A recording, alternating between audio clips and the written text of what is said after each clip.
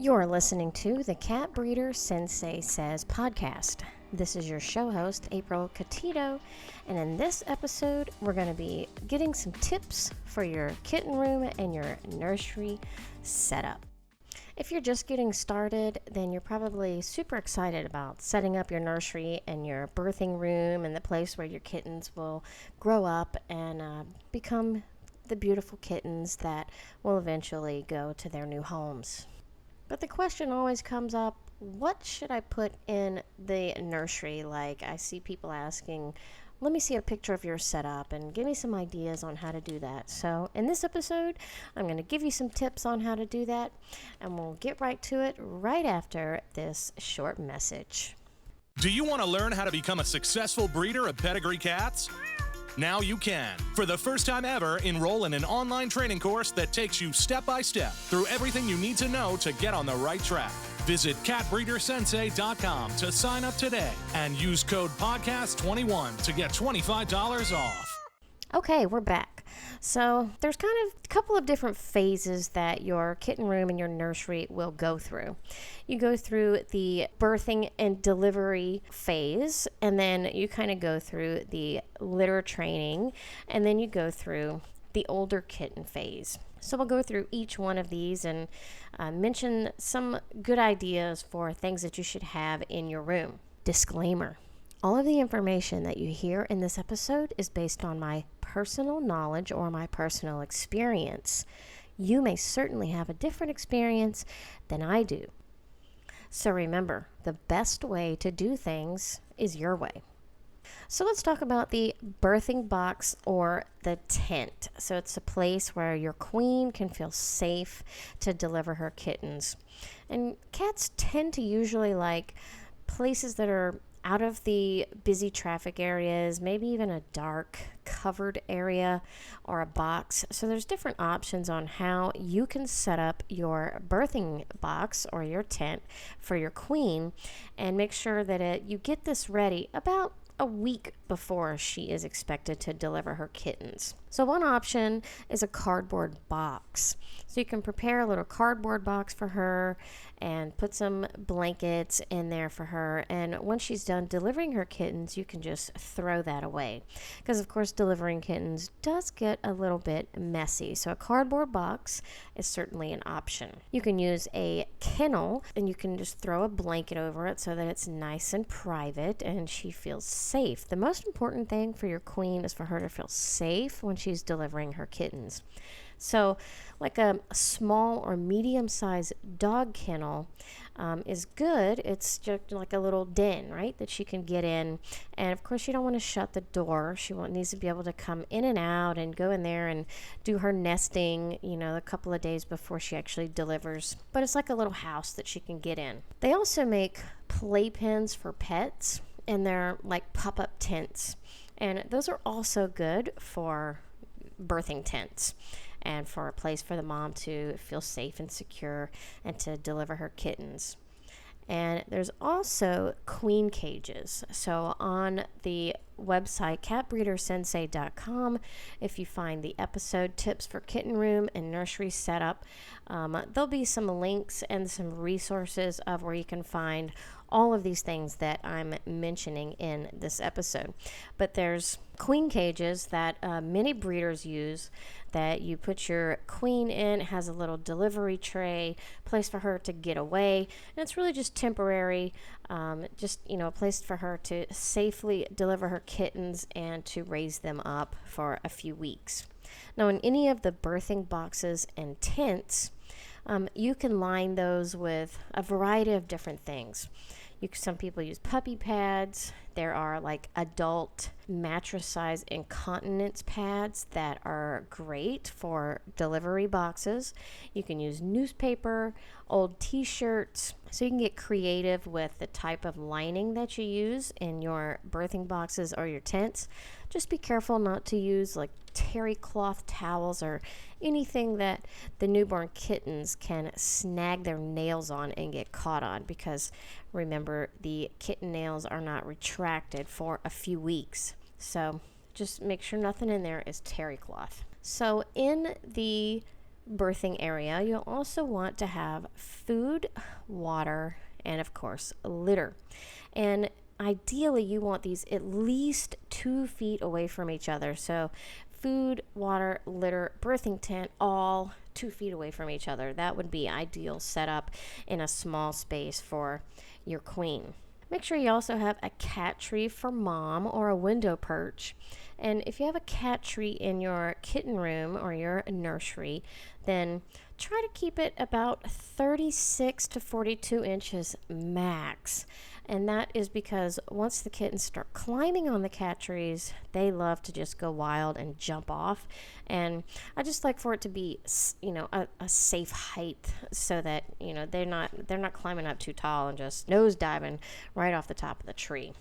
So the birthing tent or the box that you put them in, the kittens usually stay in that for about 3 weeks. So somewhere around 3 to 4 weeks, they're going to want to start coming out of that and exploring their environment a little bit further than what they've been in for the first few weeks of life. Once they start wanting to come out and exploring the world a little bit more, and they want to start leaving the tent, that's when you can decide to change what they're in at that point. And it all depends on, how you have it set up. Some people set their birthing area up so that there is no transition. The mom can go into maybe the playpen area, or if you make a little yard, a yard, I mean like enclosure, then she can just go in there to have her kittens, and then the kittens actually grow up in this little playpen. And I'll talk about that in a minute. There's a really great product that I'll mention here in a second that you can check out for something like that. So once the kittens start coming out and exploring on their own, you can transition them from their birthing box over to one of these options. So a kitten play yard, and that is, I'll have some links again, like I said, on the website. You build like some walls and just kind of close in a little area for them to be able to romp around and play and have their toys and start, wrestling with each other. You can put them in a large kennel, so maybe go from a small or medium-sized kennel over to a large kennel, and make sure that they have kitten litter in there, their food and their water, and they are super messy at this age, so make sure that you keep these areas super clean. And the play yard that I want to mention is called Clearly Loved Pets. So it's a super design. It has clear walls so that you can see in and see the kittens and the mom and see what they're doing all the time. And you can set it up pretty much anywhere. So if you are actually raising kittens in your living room or your family room or your bedroom even, like some people do, you can use the Clearly Loved Pets enclosure and set everything up inside there. Has a door so that you can come in and out and clean the kitten area, and the kittens, they can't get out and get into mischief, so they're safe inside their little enclosure. So I'll have the link to that on the website. Just go to catbreedersensei.com and click on podcast, and this is episode 18. I'll have all of these resources to these products that I'm mentioning in the show notes. Now, about ages 3.5 to, let's say, 6 weeks old, you're going to be in a litter training phase.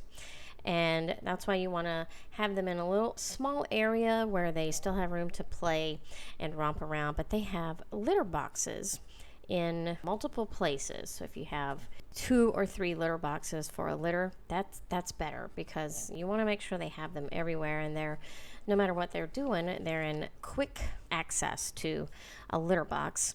And here's a side note. Try some Litter Attract by Dr. Elsey's. It's just some stuff that you sprinkle in your litter box, and it does wonders. Just steps on the gas a little bit with the litter training. I have found that it probably cuts the litter training time down by about a week just by using the Litter Attract. Now, by 6 or 7 weeks old, somewhere in between that, the whole litter should be entirely litter trained. Now remember, this is kind of generally speaking. Sometimes the babies are litter trained by 4 weeks or 5 weeks, and sometimes it takes them a little bit longer. So don't try to put everybody into a general classification and be disappointed if one takes longer than the other. Just generally speaking, from what I've seen, around 6 weeks old, everyone is using the litter box as they should. Another side note, when they're not litter trained, if you have any soft beds or, anything, blankets or anything, they will pee pee and poo poo on that stuff. So be mindful of that when you're arranging things in their little area when they're doing their litter training, that they'll pee and poop in that. They'll even pee and poop in their food bowls. So they'll get in there and kind of dig around, and maybe to them it feels like litter, and so they'll pee in there and poop. So you gotta watch that too. All right, once they graduate from their litter training phase and they go to the big kitty phase, then you can add more stuff into their area, more cat beds, cat trees, just more things that they can get into and play with, tunnels, toys, things to climb on. Again, be careful about the height of your cat trees. They like to hide in things, so little boxes with holes. Just a little something to mention is be careful about choosing kitten toys that their nails can get caught in. Now, they do retract by this age, but they'll still play with stuff and they'll get caught in like little tiny areas of bells, because, people love to buy kitten toys that have bells on them, and they'll get their claws stuck in them. And I've had them even get their little claws stuck in door hinge. So they're, batting at the door hinge and they get their claws stuck in there. So you just have to be careful about everything that you put in a kitten room. Also, anything that has cables or is plugs into the wall, they will chew that right up. They'll tear it right out of the wall, right out of the socket. I'm trying to right now find a solution for anything that has to be plugged in. Like I have a camera in there that I like to pop in and monitor the kittens, but they've chewed up a couple of cables. So right now I don't have, once they get to this phase, I don't have anything that has any cables or anything that has to be plugged in. So they will definitely chew up anything that's plugged into the wall, any outlets. Carpeted stuff tends to get really messy and dirty, and sometimes they'll poop and they'll get some stuck on their fur, and they like to wipe it on the floor, on the carpet, whatever that you have. So carpeted stuff, you don't like that kind of messy arrangement, then they do make cat trees that don't have carpet. They have little traction pads that you can wash. You can remove them and wash them. But any cat tree with carpet, it's gonna get messy really fast. To me, they're disposable. So hopefully these tips for setting up your kitten room and your nursery is going to help you get things off the ground and give you a vision of some of the things that you might want to throw in your kitten room and nursery. Again, I have lots of resources for these, some kitten play yards, some kennels, the Clearly Loved Pets, the litter attract. I'll put the pop-up tents, even the incontinence pads. I use those for everything. I'll have these all in the show notes. So again, you can go to catbreedersensei.com, click on podcast, and this is episode 18, where you can find the direct links for all of these things that I've mentioned in this show. If you found this episode useful, please leave us a 5-star review on whatever platform that you listen to our show on. That would help us tremendously. And be sure to subscribe so you don't miss the next episode of Cat Breeder Sensei Says. We are here to create a positive community for the pedigree cat breeders, and we are glad that you are here with us. So until next time, you guys make good choices, and I'll be seeing you guys later. Bye.